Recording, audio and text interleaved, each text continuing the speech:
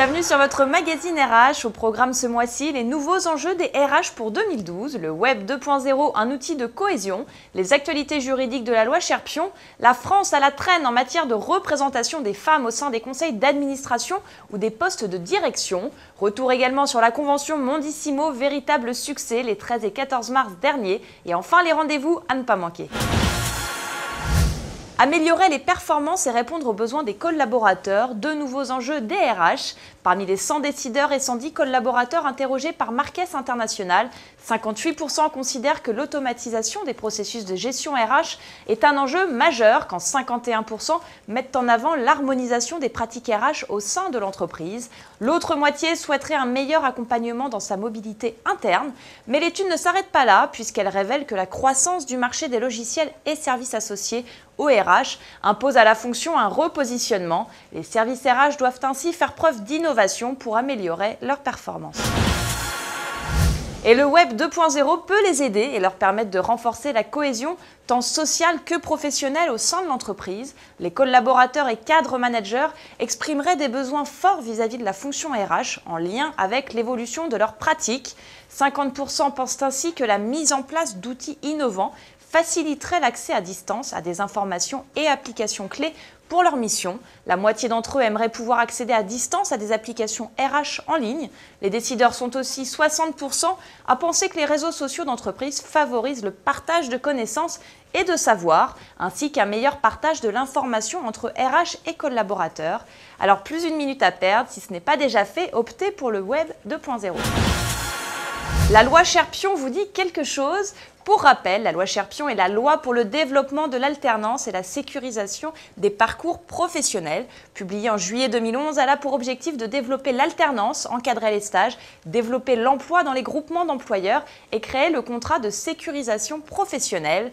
L'objectif fixé par le gouvernement, 800 000 jeunes en apprentissage à l'horizon 2015, contre 550 000 actuellement. La CCIP organisait ainsi mardi 20 mars une matinée consacrée aux actualités juridiques en la matière, avec l'intervention d'Hélène Cléda, juriste à la CCIP. L'équipe de News21.tv était présente, nous l'avons interrogée et recueilli également le témoignage de RH présents. Le volet apprentissage, alternance est là surtout pour développer le nombre d'alternants en France et notamment fluidifier et dématérialiser tout ce qui est obligations liées à l'accueil et à l'enregistrement des contrats d'apprentissage ou de professionnalisation.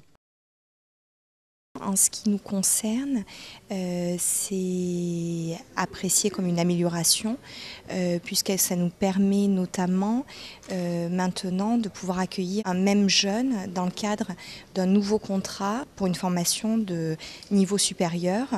On a été bloqué auparavant par rapport à cela, quelqu'un qui était par exemple qui terminait son BTS, qui souhaitait poursuivre un contrat de professionnalisation sur une licence, on ne pouvait pas le garder dans le cadre d'un contrat de professionnalisation en CDD.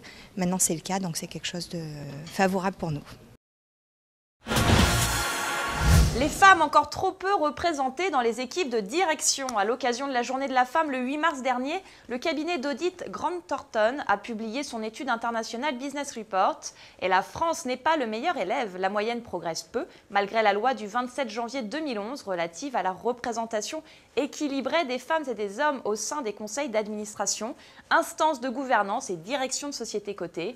La représentation féminine enregistre ainsi une augmentation de 3%, passant de 21% en 2011 à 24% en 2012.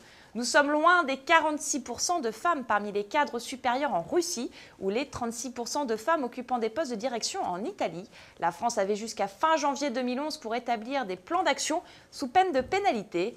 Alors à quand une application concrète de la loi ? Retour sur la convention Mondissimo du commerce international et de la mobilité internationale. Les 13 et 14 mars dernier, acteurs de la mobilité et de l'export s'étaient donné rendez-vous au Palais Brongniart à Paris. Plus de 5000 visiteurs avaient fait le déplacement pour l'occasion. Comme en 2011, on a pu constater que la population de la convention était équilibrée. Un visiteur sur deux avait en effet des problématiques liées à la mobilité internationale et l'autre au développement de son entreprise à l'international.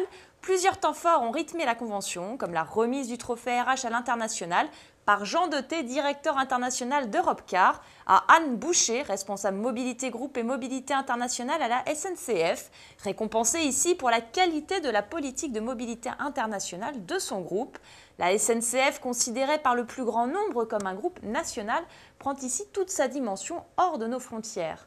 La programmation des 62 conférences et 13 forums a su répondre aux visiteurs RH présents. Selon le top 10 des conférences, la première marche du podium revient à Cartus avec Interculturel. Venez participer à une session flash sur les différences culturelles de l'Asie. Concernant les forums, c'est celui coordonné par Biard Déménagement, Gestion de la mobilité internationale, les pratiques gagnantes en 2012, qui a su fédérer le plus grand nombre d'inscrits.